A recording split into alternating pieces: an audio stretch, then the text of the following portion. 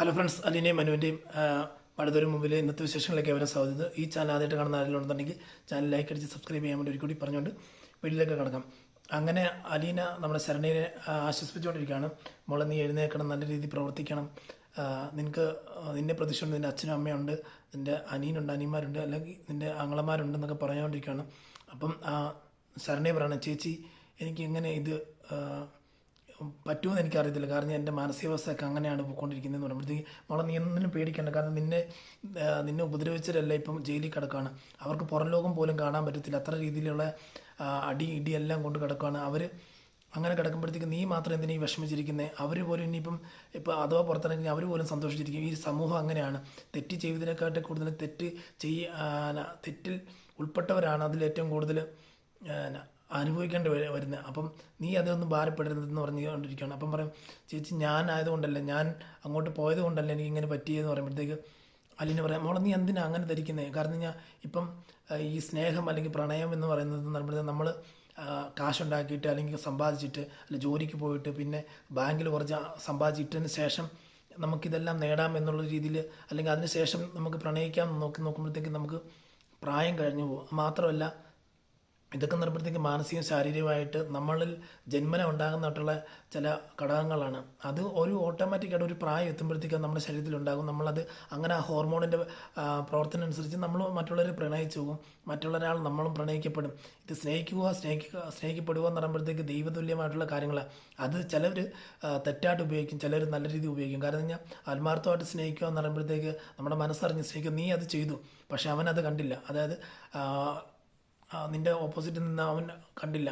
അതുകൊണ്ട് ഹരി അത് ക്ലിയർ ആയിട്ട് ചെയ്തിരുന്നെങ്കിൽ നിങ്ങളുടെ പ്രണയം നന്നിട്ട് വിജയിച്ചേനെ. അതുകൊണ്ട് കുഴപ്പമില്ല. നീ ഇപ്പം അതിൻ്റെ അത് ബാധിക്കപ്പെട്ട ഒരു പെണ്ണായിട്ടുണ്ട്, പക്ഷെ അത് കണ്ടിട്ട് നീ അവിടെ ഇരിക്കരുത്. അവനെപ്പോലെ ഒരു വ്യക്തിയെ ഇനി ചൂസ് ചെയ്യുന്ന വേറെ അടുത്ത വ്യക്തിയെ ചൂസ് ചെയ്യുമ്പോഴത്തേക്ക് ബെറ്ററായിട്ടൊരു പാർട്ട്ണറെ ചൂസ് ചെയ്യണം. കാരണം നേരം പോക്കനാകരുത്. കാരണം ചുമ്മാ ചുറ്റിക്കറങ്ങാനും കളി തമാശ പറഞ്ഞുകൊണ്ടിരിക്കാനും ചാറ്റാനും മാത്രമുള്ളതാകരുത്. ഏറ്റവും ബെറ്ററായിട്ട് സ്നേഹിക്കുകയും ഏറ്റവും ബെറ്ററായിട്ട് ഭാവി കാലത്തെക്കുറിച്ച് രണ്ടുപേരും പ്ലാൻ ചെയ്ത് അതിനനുസരിച്ച് ജീവിക്കുന്ന ഒരു വ്യക്തിയെ മാത്രം നീ സെലക്ട് ചെയ്യാവുള്ളൂ. അങ്ങനെ ഉണ്ടെങ്കിൽ മാത്രമേ നിനക്ക് ജീവിതത്തിൽ ഇനിയും പ്രശ്നങ്ങളോ അല്ലെങ്കിൽ ഇതുപോലുള്ള കാര്യങ്ങളോ ഉണ്ടാകാതിരിക്കത്തുള്ളൂ. മാത്രമല്ല, നീ പ്രണയിച്ച് ഇങ്ങനൊരു പ്രശ്നം ഉണ്ടായെന്ന് പറഞ്ഞ് നീ ഇങ്ങനെ താന്നു പോകാനിടയായിരുന്നു. കാരണം എന്ന് പറഞ്ഞാൽ ഇനിയും നല്ല വ്യക്തികൾ, അതായത് ഹരിയെപ്പോലെ അല്ലാതെ നല്ല വ്യക്തികൾ ഈ സമൂഹത്തിലുണ്ട്. നല്ല വ്യക്തികൾ നീ സ്നേഹിക്കപ്പെടാനും നിൻ്റെ അവസ്ഥകൾ, നിൻ്റെ ഈ സാഹചര്യങ്ങളെല്ലാം മനസ്സിൽ നിനക്ക് ഇങ്ങനെ ഒരു പ്രശ്നം ഉണ്ടായെന്നൊക്കെ മനസ്സിലാക്കി നിന്നെ സ്നേഹിക്കാൻ ഇനി ആൾക്കാർ കാണും. അതുകൊണ്ട് നീ വിഷമിക്കേണ്ട മോളെ, കൂടെ ഞാനുണ്ട്. കാരണം എന്തിനും ഏതിനും നിൻ്റെ കൂടെ സഹായിക്കാനും നിൻ്റെ കൂടെ കൂട്ടായിട്ട് നിൻ്റെ ഒരു സഹോദരിയായിട്ട് ഞാനുണ്ട്. എന്തിനാണ് നീ വിഷമിക്കുന്നത് എന്നൊക്കെ ചോദിച്ചുകൊണ്ടിരിക്കണം. ആ സമയത്ത് പുറത്ത് അവർ അച്ഛനോട് പറയാം, ഇതുകൊണ്ട് ആ കൊച്ചു വന്ന് സംസാരിച്ചിട്ട് ശരണേ മോളെ ഇരുന്ന് സംസാരിച്ചുകൊണ്ടിരിക്കുക. ഉടനെ അച്ഛൻ ചോദിക്കുക, എഴുന്നേറ്റോ? അവൾ എഴുന്നേറ്റോ? എഴുന്നേറ്റ് എന്താ നടത്തുക? നമുക്ക് എന്തോ മാജിക്കോ എന്തോ ദൈവതുല്യമായിട്ടുള്ള കാര്യങ്ങളൊക്കെ അറിയാൻ തോന്നുന്നു. അതുകൊണ്ട് ഇതിനെക്കുറിച്ചുള്ള പഠനമൊക്കെ അവൾ നടത്തിയിട്ടുണ്ടെന്ന്, അവൾ ഇതുപോലെ ട്രീറ്റ്മെൻറ്റൊക്കെ നടത്തിയിട്ടുണ്ടെന്നൊക്കെ പറഞ്ഞത് കേട്ടെ. അപ്പം നല്ല രീതിയിൽ അവൾ നമ്മുടെ ശരണേ മോളെ നോക്കുന്നുണ്ടെന്ന് പറയുമ്പോഴത്തേക്കും അതായത് ശരണയുടെ ആങ്ങളെ ഓമനക്കുട്ടൻ ചോദിക്കുകയാണ്, എനിക്ക് ചെറിയൊരു ഡൗട്ടുണ്ട്. കാരണം അവൾ പിന്നെയും വന്നേക്കുന്നത് മറ്റേ ഇതിനു വേണ്ടി അവളെ ക്യാൻവാസ് ചെയ്ത് ആ കേസിൽ നിന്ന് അവന്മാരെ ഊരാനുള്ള പരിപാടിയാണെന്ന് തോന്നുന്നു പറയുമ്പോഴത്തേക്ക് നീ എന്തിനാ ആവശ്യമില്ലാതെ പറയുന്നത്? അപ്പോൾ അമ്മ പറയാം, നീ എന്തിനാ ആവശ്യമില്ലാതെ പറയുന്നത്? എടാ, നിൻ്റെ കൂടെയുള്ള ആൾക്കാരെയൊക്കെ അവൾ രക്ഷപ്പെടുത്തിയതാ. അവളെ അന്ന് അതായത് ശരണയെ ബാധിക്കപ്പെട്ടതുപോലൊരു കേസാണ് നിനക്കും വന്നേക്കുന്നത്. അതായത് അവളെ അന്ന് അടിക്കുകയും പിടിക്കുകയും തുപ്പുകയും അതുപോലെ ദേഹത്ത് മണ്ണെണ്ണ ഒഴിച്ച് കത്തിക്കാൻ ശ്രമിച്ചതിൻ്റെ കേസ് ഇപ്പോഴും കോടതി കിടപ്പുണ്ട്, അല്ലെങ്കിൽ സ്റ്റേഷനിൽ കിടപ്പുണ്ട്. അവൾ ഒരു വാക്ക് പറഞ്ഞാൽ നിന്നെയൊക്കെ തൂക്കിക്കൊണ്ട് അവൾ പോലീസ് പോകും. അന്ന് ഇവിടെ പോലീസ് വന്ന് നിനക്കൊക്കെ അറിയാമല്ലോ എന്തുകൊണ്ട് അത് ചെയ്തില്ല അവൾ. അവൾക്ക് അത്ര കരുണയുള്ള പെണ്ണായതുകൊണ്ട് മാത്രം. അതുകൊണ്ട് മര്യാദയ്ക്ക് ഇരുന്നോണമെന്ന് പറയാം. എന്നിട്ട് അകത്തോട്ട് ചെല്ലുമ്പോഴത്തേക്ക് പറയാം, മോളെ ഞാൻ ഇച്ചിരി ഫുഡ് എടുത്തുകൊണ്ടോ, എടുത്തുകൊണ്ടോ അമ്മ, ഞാൻ കൊടുക്കാം, അല്ലെങ്കിൽ ഞങ്ങൾ കഴിച്ചോളാം എന്ന് പറയാം. അപ്പം അതിൻ്റെ ഇടയ്ക്ക് ശരണ അവളെ കുളിപ്പിക്കുകയൊക്കെ ചെയ്തു. കുളിച്ചിട്ടൊക്കെ വന്നു കഴിഞ്ഞുകൊണ്ട് ഇവളെ ആശ്വസിപ്പിച്ചുകൊണ്ട് മുഖത്തൊക്കെ പിടിച്ച് കെട്ടിപ്പിടിച്ചിട്ടൊക്കെ പറയാം, മോളെ ഇനി നീ വിഷമിക്കരുതെന്നൊക്കെ പറഞ്ഞിട്ട് മുടിയൊക്കെ ചീവി കൊടുത്തിട്ട് പറയുകയാണ്, മോളെ ഇതുപോലെ എപ്പോഴും നീറ്റ് ആൻഡ് ക്ലീൻ ആയിരിക്കണം. നമ്മളെ തന്നെ ശ്രദ്ധിച്ചാൽ മാത്രമേ മറ്റുള്ളൊരാൾ നമ്മളെ ആകർഷിക്കപ്പെടത്തുള്ളൂ. അതുകൊണ്ട് നമ്മൾ ഈ എപ്പോഴും വിഷമമുള്ളൊരു വ്യക്തിയായിട്ട് നമ്മൾ മറ്റുള്ളവരുടെ മുമ്പേ കാണപ്പെടരുത്. നമുക്ക് വിഷമമൊന്നുമില്ല. നമ്മുടെ വിഷമം എന്ന് പറയുമ്പോഴത്തേക്കും നമ്മൾ ഉള്ളിൽ ഒതുക്കിയിട്ട് അതിനെ മറികടക്കുന്ന രീതിയിലുള്ള ഒരു കരുത്തുള്ള വ്യക്തികളായിട്ട് മാറണം എന്ന രീതിയിൽ അവൾ പറഞ്ഞുകൊണ്ടിരിക്കുകയാണ്, നമ്മുടെ അലീന പറഞ്ഞുകൊണ്ടിരിക്കുക. അപ്പോൾ തന്നെ അമ്മ കൊണ്ടുവന്ന് ചോറ് കൊടുക്കുമ്പോഴത്തേക്ക് 2 പ്ലേറ്റ് ചോറ് കൊടുക്കുമ്പോഴത്തേക്ക് വേണ്ടമ്മ ഞങ്ങൾക്ക് 1 പ്ലേറ്റ് മതി എന്ന് പറയാം. അങ്ങനെ 1 പ്ലേറ്റ് മേടിച്ച് ചോറ് വാരി കൊടുക്കുമ്പോഴത്തേക്ക് ശരണ്യ പറയാം, ചേച്ചി അത് ചേച്ചിക്കുള്ളതല്ലെന്ന്. ഒന്നും വേണ്ട മക്കളെ, നമ്മൾ ഇതില്ലാണ്ട് കഴിച്ചാൽ മതി മോളെ എന്ന് പറഞ്ഞ് വാരി കൊടുക്കുക. ഉടനെ അവളുടെ കണ്ണുനീരൊക്കെ വരും. കാരണം ഞാൻ എത്രമാത്രം സ്നേഹിക്കാനൊരു ചേച്ചി ഉണ്ടല്ലോ എന്നുള്ള ഇത് നോക്കണം. അപ്പോൾ അടുത്ത സീൻ കാണിക്കുമ്പോഴത്തേക്ക് കടപ്പാട്ടൂരാണ്. അവിടെ ബാലചന്ദ്രൻ പറയാം, കൃഷ്ണമോളോട് പറയാം, ഞാൻ സ്റ്റേഷൻ വരെ പോയിട്ട് വരാം മോളെ, എനിക്കൊന്ന് പുറത്ത് നമ്മുടെ കടയൊക്കെ തുറക്കണം, അതിനെക്കുറിച്ച് സംസാരിക്കാൻ പോകുന്നു. അനിൽ വരുമ്പോൾ വിളിക്കാൻ പറയാം, ശരി അച്ഛൻ വിളിക്കാൻ പറയാൻ പറഞ്ഞു. അത് കഴിഞ്ഞാൽ അപ്പം തന്നെ മനു വിളിക്കണം. മനു വിളിച്ചിട്ട് നമ്മുടെ അലീനെ വിളിക്കുമ്പോഴത്തേക്ക് അലീനെ ഫോണ് റിങ് ചെയ്യുന്നില്ല. അതുകൊണ്ട് കൃഷ്ണമോളെ വിളിച്ചിട്ട് അലീനെ എന്തെങ്കിലും ചോദിക്കുമ്പോഴത്തേക്ക് ചേച്ചി അങ്ങോട്ട് പോയല്ലോ, ശരണി ചേച്ചിയെ കാണാൻ പോയല്ലോ എന്ന് പറയുമ്പോഴത്തേക്കും ആണോ, അവളോട് പറഞ്ഞാൽ കേൾക്കത്തില്ലെന്ന് ചോദിച്ചാൽ എന്താ ചെയ്യാൻ മനുവേട്ടാ, അവളങ്ങനെ അതിൻ്റെ ചേച്ചി അങ്ങനെ ആയിപ്പോയി. ചേച്ചി അവിടെ നമ്മുടെ അനാഥാശ്രമത്തിൽ നിന്നതുപോലെ തന്നെ അവൾ പ്രവർത്തനമാണ്. ഇനിയിപ്പോൾ ആ സ്ഥാപനം തുടർന്ന് പ്രവർത്തിക്കുകയാണ്, ചേച്ചി തിരിച്ചു പോവുക മനുവേട്ടാ ചോദിക്കുക. അതൊന്നും ഉണ്ടാകത്തില്ല, നമുക്ക് ഇപ്പം നമ്മുടെ കുടുംബത്തിൽ അംഗമല്ലേ അവൾ, നിൻ്റെ ചേച്ചിയല്ലേ അവൾ അങ്ങനെ പോകാൻ പറ്റുന്നത്, അതിനെക്കുറിച്ച് നീ ഭാരപ്പെടണ്ടെന്ന് പറയണം. അപ്പം മനു പറയാണ്, എന്താണെങ്കിലും അവൾ വരുമ്പോൾ ഒന്ന് വിളിക്കാൻ പറ, ഞാൻ വിളിക്കുന്നുണ്ട്, വിളിച്ചിട്ട് കിട്ടുന്നില്ല, എന്താണ് വരുമ്പോൾ വിളിക്കാൻ പറയാൻ പറഞ്ഞു. ശരിയായിട്ടാ മനുവേട്ടെന്ന് പറയാം. അപ്പം അടുത്ത് കാണിക്കുന്ന പറയുമ്പോഴത്തേക്കും നമ്മുടെ പോലീസ് സ്റ്റേഷനിൽ പോയിട്ട് ബാലചന്ദ്രൻ ഇരിക്കുകയാണ്. സാറേ എനിക്ക് അത്യാവശ്യം സംരക്ഷണം വേണം, പ്രൊട്ടക്ഷൻ വേണം എന്ന് പറയുമ്പോഴത്തേക്കും നിങ്ങൾക്ക് എൻ്റെ തന്നെ പ്രൊട്ടക്ഷൻ, കാരണം കഴിഞ്ഞാൽ നിങ്ങൾ പേടിക്കുന്നുണ്ട്, കേസും കാര്യങ്ങളൊക്കെ നിറഞ്ഞ് നടക്കുന്നുണ്ട്, പക്ഷേ ഇപ്പോൾ അവരെല്ലാം ഇത്തിരി അഴിഞ്ഞ് നിൽക്കുമല്ലോ എന്ന് പറയും.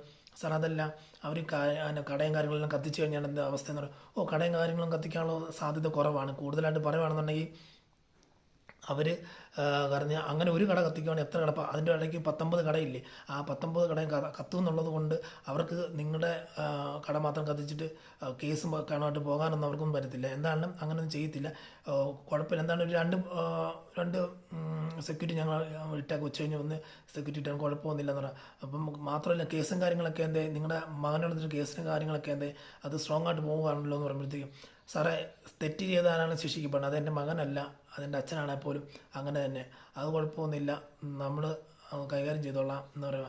അപ്പോൾ അവർ ശിക്ഷിക്കപ്പെടട്ടെ, തെറ്റ് ചെയ്തുകൊണ്ടാണല്ലോ, എൻ്റെ മകനാണെങ്കിലും ശിക്ഷിക്കപ്പെടട്ടെ എന്ന് പറഞ്ഞ്. അപ്പം ശരിയെന്ന് പറഞ്ഞ് അവൻ അവിടുന്ന് ബാലചന്ദ്രൻ അവിടെ നിന്ന് ഇറങ്ങാം. വരുന്ന വഴിക്ക് നമ്മുടെ ഗോവർദ്ധൻ വിളിക്കാം, താൻ എവിടെയാണോ ചോദിക്കാം. സാർ അല്ല വലേട്ടൻ ഞാൻ വീട്ടിലുണ്ട് എന്ന് പറയുമ്പോഴത്തേക്കും എനിക്കത് അത്യാവശ്യം കാണണല്ലോ എന്ന് പറയാം. അപ്പം അത്യാവശ്യം വല്ലതും ഉണ്ടോ എന്ന് ചോദിക്കുമ്പോഴത്തേക്കും പറയാം, അത് നീ അത്യാവശ്യം ഉണ്ടെങ്കിൽ മാത്രമേ വരത്തുള്ളൂ എന്ന് ചോദിക്കും. അല്ല എനിക്ക് കുറച്ച് ഷേവൊക്കെ ചെയ്യണം, മുടി വിട്ടും ഷേവൊക്കെ ചെയ്യണം എന്ന് പറയാം. അതെല്ലാം കഴിഞ്ഞ് വന്നാൽ മതി, വീട്ടിലോട്ട് വാ, നമുക്ക് വീട്ടിൽ നിന്ന് സംസാരിക്കാമെന്നുള്ള കുറച്ച് തീരുമാനങ്ങളൊക്കെ എടുക്കാണ്. ശരിയെ വലേട്ടെന്ന് പറയാം.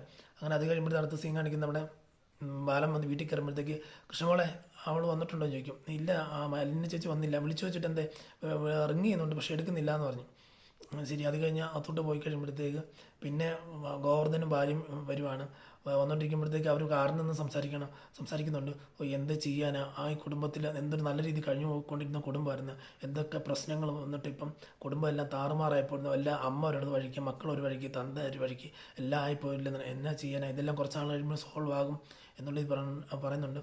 എന്നിട്ട് നേരെ വീട്ടിൽ കയറി വരുമ്പോഴത്തേക്ക് നമ്മുടെ ബബിത ഡൈനിങ് ഹാളിൽ ഇരുന്ന് കഴിച്ചുകൊണ്ടിരിക്കുക. അപ്പോൾ ഇതെന്താ നീ കഴിച്ചുകൊണ്ടിരിക്കുന്നത് ചോദിക്കും. അത് ഇപ്പോഴത്തെ ഈ ഷോപ്പിൽ നിന്ന് മേടിച്ച ഒരു സ്നാക്സാണ് അതാ കഴിച്ചുകൊണ്ടിരിക്കുന്നത്, വേറെ ഒന്നും ഇല്ലെന്ന് ചോദിക്കുമ്പോഴത്തേക്ക് എന്താണ് ഇത് കഴിക്കുന്നു പറഞ്ഞ് കുറച്ച് സ്നാക്സ് കൊടുക്കുകയാണ്.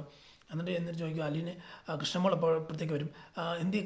അലീനെ എന്തെങ്കിലും ചോദിക്കുമ്പോഴത്തേക്ക് പെട്ടെന്ന് ചാടിക്കയറി നമ്മുടെ ബബിത പറയാം, അവളല്ലെങ്കിൽ അങ്ങോട്ട് പോയി, അവൾ നമ്മുടെ ശരണ്യെ കാണാൻ പോയി, നമ്മുടെ കൂടെ അത് ചോറ് ഇവിടെയും കൂറ് അവിടെയും കാണിക്കുന്ന ഒരു സ്വഭാവമാണ് അലീനെ കാണിക്കുന്നത്. അല്ലെങ്കിലും ഈ രോഹിത്തേട്ടനെതിരെ മൊഴി കൊടുത്തൊരു പെണ്ണാണല്ലോ ശരണ്യ, അപ്പോൾ അവളുടെ വീട്ടിൽ പോകേണ്ട കാര്യമുണ്ടോ എന്ന് പറയുമ്പോഴത്തേക്കും അയ്യോ ഒന്നെന്തിനാ അങ്ങോട്ട് പോയെന്ന് പറയുമ്പോഴത്തേക്ക്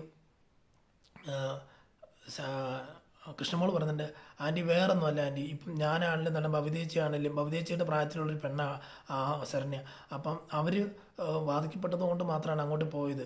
അതിപ്പം ഞാനാണല്ലോ അത് ഭവിതേച്ചിയാണ്, ആരാണല്ലോ അത് ബാധിക്കപ്പെടുവാണ് നമ്മുടെ അലിനെ ചേച്ചി അങ്ങനെ കൂട്ടേ നിൽക്കത്തുള്ളൂ, അല്ലാതെ ഈ തെറ്റ് ചെയ്തവരുടെ കൂടെ നിൽക്കത്തില്ല. അതുകൊണ്ട് നമുക്ക് പേടിക്കാനൊന്നുമില്ലെന്നല്ല, അത് ചേച്ചിയുടെ സ്വഭാവം അങ്ങനെ, അവിടെ പോയി ആശ്വസിപ്പിച്ചില്ല എന്നാ തെറ്റ്, ഇപ്പം ബാക്കിയുള്ളവരെല്ലാം തെറ്റ് ചെയ്തിട്ടില്ല ജയിലിൽ കിടക്കുന്നത്, അല്ലാതെ അവർ തെറ്റ് ചെയ്യാതൊന്നുമല്ല കിടക്കുന്നത്.